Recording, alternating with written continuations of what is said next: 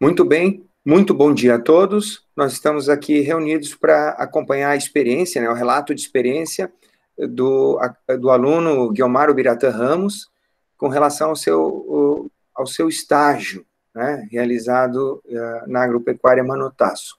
Nós contamos aqui com a gentileza da presença do coordenador de extensão, o técnico em agropecuária e engenheiro agrônomo Maurício Duarte Anastácio, que se prontificou a acompanhar e fazer a avaliação da defesa do estágio do Guiomar.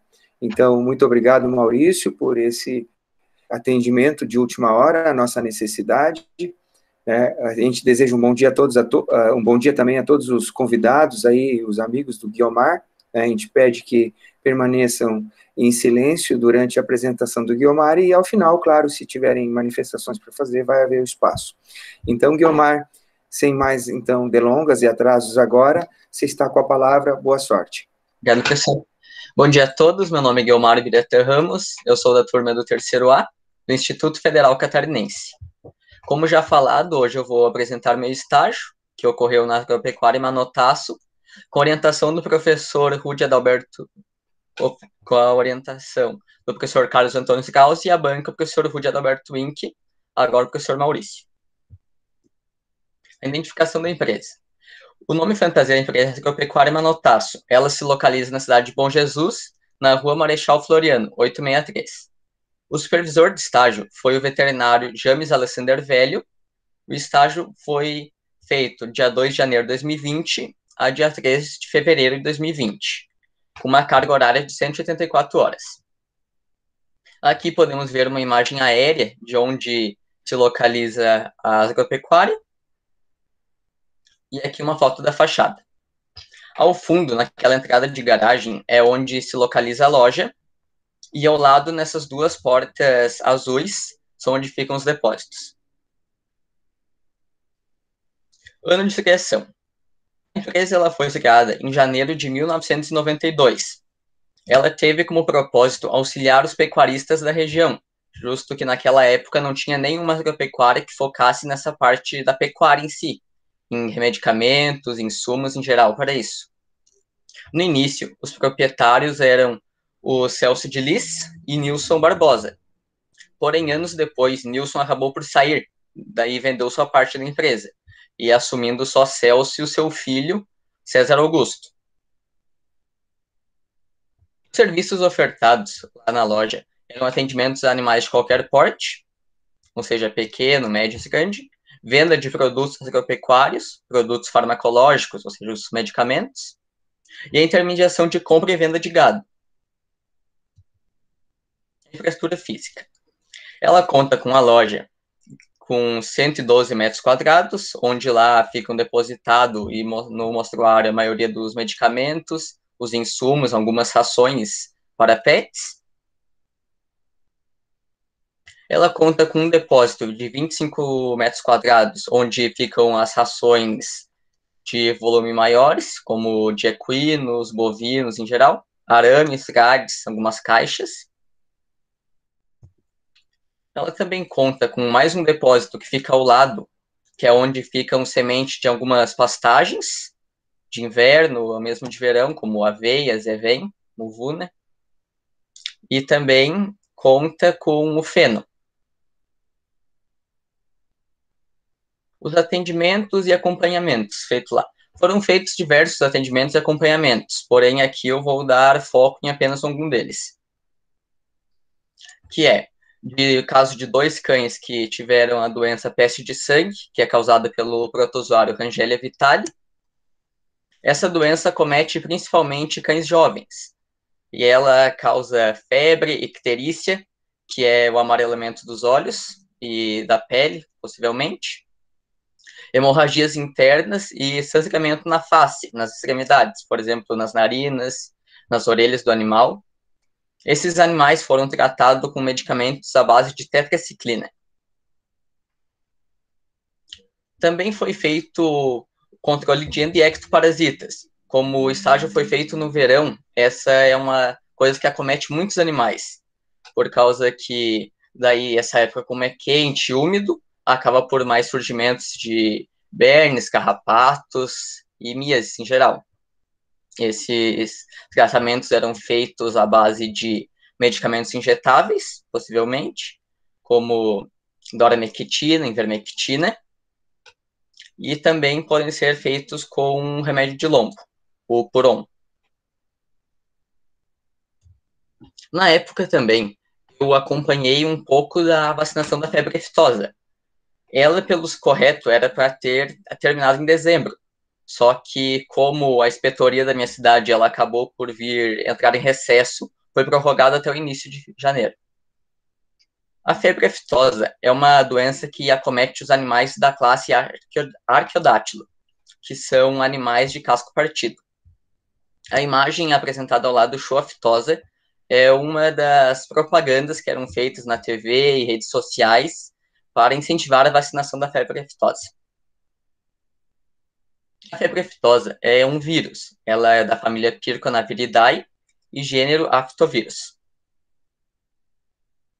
Ela tem, pelo seu modo de contaminação, um material contaminado, ou seja, ela pode ser transmitida por até mesmo arames, se um animal venha a salivar e o material tenha ficado contaminado, rações, água ou qualquer coisa que tenha sido contaminado com o vírus. Os principais sintomas da febre aftosa, como já diz, é a febre, são a presença de aftas, que ficam na boca, no casco e na língua. Também é possível identificar o animal com febre aftosa porque ele começa a ter uma salivação excessiva, ou seja, ele começa a salivar muito. Aqui no Rio Grande do Sul, era um estado que tinha vacinação obrigatória 2 vezes ao ano, diferente de Santa Catarina, que naquele momento o estado era livre de febre aftosa. Aqui era feito 2 vezes ao ano, em maio até dezembro, em maio e era repetido em dezembro, só que, como já falado, lá teve que ser prorrogado até janeiro. Eu também acompanhei a babesiose, uma das doenças que é do grupo da tristeza parasitária bovina. A babesiose, ela tem como agente causal a Babesia bovis e ela tem como seu transmissor os carrapatos. A babesiose, ela tem como sinais e sintomas a febre, a hemoglobinúria, que é a urina amarronzada ou vermelha, icterícia, que é o olho do animal amarelado e fundo. O pescoço do animal, quando ele está com babesiose, ele tende a ficar caído. O animal ele fica com anorexia e, devido a isso, a parada do rumen. O animal começa a perder peso. Essa é uma doença muito comum que acomete os animais aqui. Aqui podemos ver o animal com uma doença de babesiose. Como é possível ver, ele tem uma perda grande de peso, o pescoço do mesmo ele fica baixo, fica caído, e dificuldades na locomoção. O tratamento para a babesiose. Lá, o tratamento recomendado para a babesiose era algum desses 3 produtos: o Babesim, Imizol e a tristezina. A diferença é que o Imizol ele era feito um tratamento preventivo ou curativo. Ele era independente dos casos. Juntamente com o antibiótico tormicina. Era feito a tormicina para curar infecções possíveis causadas no animal. Agora falar um pouco dos medicamentos. O medicamento Babesim, ele tem como princípio ativo o diaceturato de diazomino, diabenzaminidina e pirazolona. A dosagem do medicamento era de 1 ml para cada 20 kg corporal. E a dosagem dele tinha que ser feita aplicação intramuscular profunda. Como já falado, o produto Imizol, ele servia como preventivo também. E daí ele era usado como preventivo em algumas propriedades, mas eram poucos que usavam no momento. Era feito mais como curativo mesmo. Ele tinha como princípio ativo dipropionato de imidocarb e diaminazeno. A dosagem dele era de 1 ml para cada 40 quilos de peso corporal. O modo de aplicação dele era também intramuscular profunda, só que a única contraindicação dele era não fazer em animais que estavam fazendo algum tratamento de organofosforados. A tristezina, que era um medicamento dos mais vendidos lá na época, porque os produtores acreditavam que era o melhor. Era dado as opções, eles usavam esse. E ele tinha como princípio ativo a pirazolona, a mesma antipirina, e tinha dosagem de 1 ml para cada 20 kg de peso corporal. E modo de aplicação era via intramuscular profunda. E a tormicina. Tormicina 100. Por que era usada a tormicina 100? Por causa que existiam várias diferenças entre tormicinas. A tormicina 100, a LA e a LD. Só que a 100 era a única delas que fazia um efeito imediato no animal, porque a LA e a LD eram de efeito prolongado, de elongação. O princípio ativo da tormicina era oxitetraciclina base, e tinha uma dosagem de 1 ml para cada 10 kg de peso corporal, e como as outras também eram de intramuscular profunda. A recomendação única da tormicina é que não fosse aplicado mais de 10 ml em apenas um local. Ou seja, tu teria que vacinar o animal em um local, com no máximo 10, e teria que refazer uma aplicação para o resto da vacina em outro local. Bom, as considerações finais que eu tenho do relatório do estágio é porque o estágio ele é de funda importância para um técnico, um estudante, porque lá no colégio a gente não aprende muito na prática. A gente tem poucas práticas lá no colégio e a gente não vivencia muito. A gente não tem contato com o produtor, a gente não sabe o que ele precisa e como tem esse contato com ele.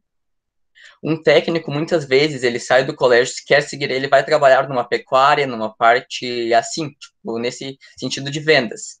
E eu acho que na parte do estágio, a gente aprende muito como é que faz isso. Tipo, a gente tem contato próprio com o produtor, a gente tem que entender o que ele precisa e as coisas assim. Os agradecimentos. Eu tenho a agradecer à minha família, a Deus, aos professores, professor Rude, professor Strauss, ao Maurício, que está aqui presente para poder ser minha banca da defesa, pois o professor Rude não pôde estar presente. Aos meus chefes, digamos assim, o Rude não, o Celso e ao Gugu, que eram os donos da pecuária, e acho que era isso. Agora deixo aberto para perguntas, caso alguém tenha alguma. Ok, Guiomar. Então, muito bem.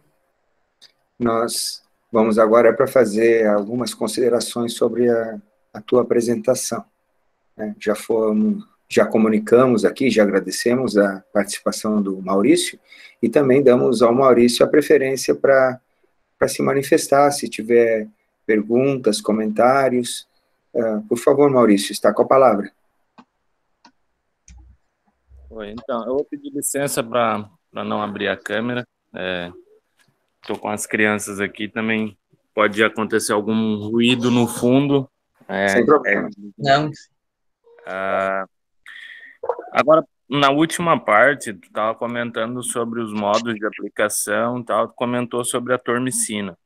E durante a tua fala, tu disse que era recomendável colocar a aplicação em 10 ml da vacina em cada ponto de fazer intramuscular ou subcutânea no animal.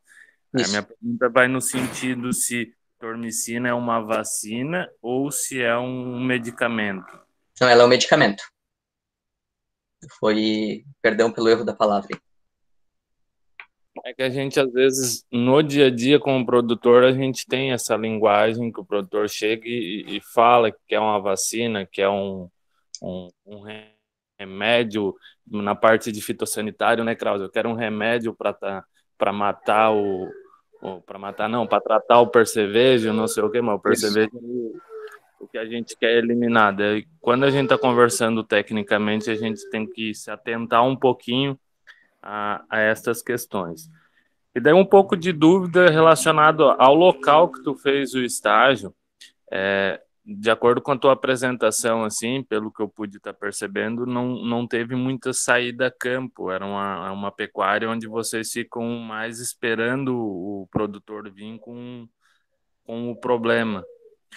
Foi nesse sentido? Isso. Saídas a campo não teve nenhuma praticamente. O único, as pessoas que iam lá e daí mostravam o problema que elas tinham, ou elas traziam vídeos, por exemplo, do animal, coisas assim. E daí era feito o tratamento lá. Saídas a campos eram muito difíceis.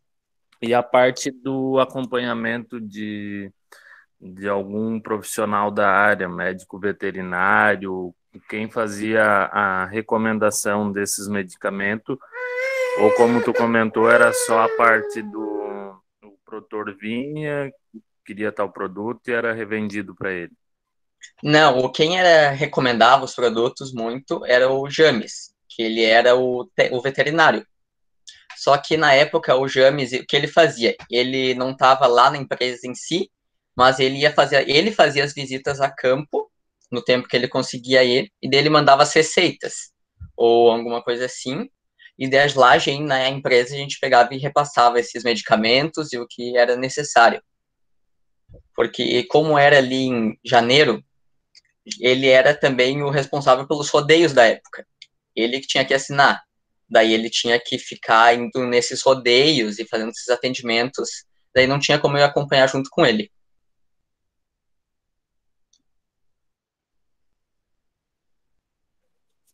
Sim, sim. Normal, tem que assobiar, chupar cana e tocar flauta ainda, né, Krause? Isso. Oi? Guilmar, de modo geral, seriam essas as questões, assim, para fazer, numa linha mais geral. Se tivesse lido o teu relatório com antecedência, provavelmente poderia contribuir mais, mas acredito que tu teve uma boa oportunidade, conseguiu trazer bastante elementos, se aprofundou bastante no que tinha dentro da empresa para fazer. Na coordenação de estágio, muitos alunos têm preconceito com fazer em loja agropecuária. Eu sempre brinco com eles com um desafio: traga assim a descrição dos produtos que tem na loja que você vai fazer, e vai ver a riqueza que tem um estágio dentro de uma loja agropecuária, desde que tu saiba buscar a informação, porque ela está ali na prateleira, é só você ir, ler e prestar atenção no que o teu supervisor, o que o dono da propriedade está colocando como o insumo a ser fornecido, o produto a ser colocado, o manejo a ser aplicado. Pena não ter mais oportunidades, né, de estar visitando a campo. Sim. E boa sorte na tua vida profissional. Muito obrigado. Obrigado, Krause. A gente que agradece, Maurício. Muito bem colocado aí suas manifestações. Ô, Guilmar, aproveitar que você falou aí do aprendizado mais prático que você teve no estágio e que, como você citou no colégio, às vezes tinha mais teoria e faltou essa prática, foram mais ou menos essas palavras que você colocou. Eu queria fazer a seguinte reflexão. Primeiro, que o estágio, ele não é apartado do curso, né? O estágio faz parte do currículo do curso, justamente porque as pessoas que trabalharam na elaboração do curso sabem da importância desse momento, de vocês serem colocados lá frente à prática, frente às questões do dia a dia, em contato com o agricultor, com esse atendimento que precisa ser rápido, que precisa ser ágil. Então, e aí você me falou que praticamente não saiu da loja, né?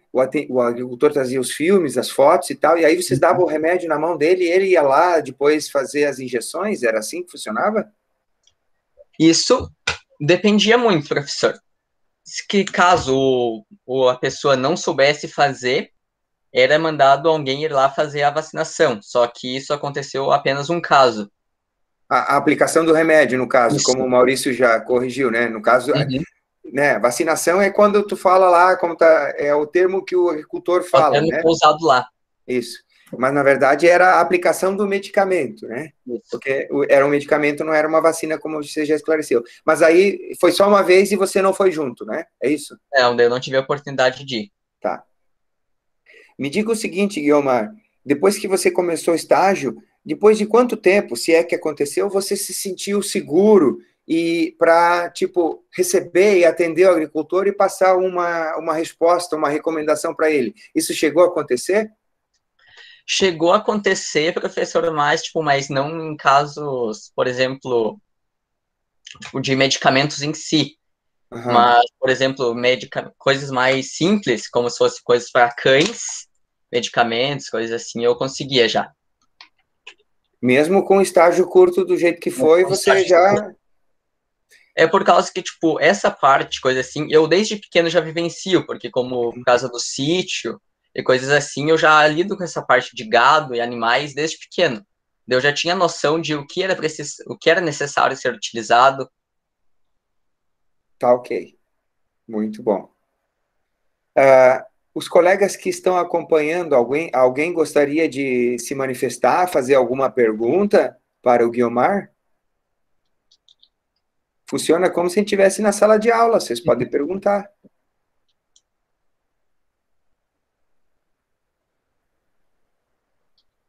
Pelo jeito, não, né? Então tá. Na sala de aula eles também não perguntam, né, professor? Então funcionou igual. Tá bem parecido. Aí, ó, a Natália perguntou. Tá. Você está com a apresentação aí, né, Guiomar? Uhum.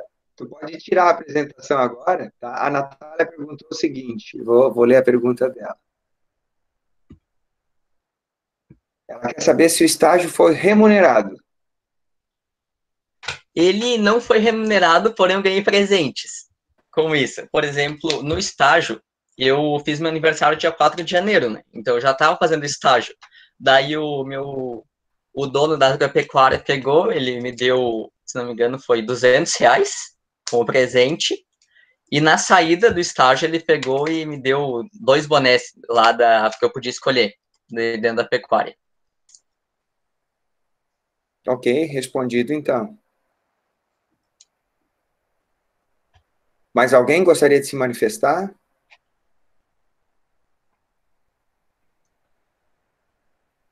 Bom, pelo jeito não. Então, nós vamos encerrar essa sessão, né? Nós já passamos do horário. De novo, eu quero agradecer imensamente a disposição do Maurício Duarte Anastácio, que, assim, de improviso, né? Em cima da hora foi chamado e atendeu o nosso chamado, o nosso convite, e participou aqui para que tivesse validade a defesa de estágio do Guiomar. Então, Maurício, nosso agradecimento em meu nome, em nome do Guiomar, tá, por essa tua disposição. E, Guiomar, para você, parabéns pelo estágio, né? Demorou um pouco da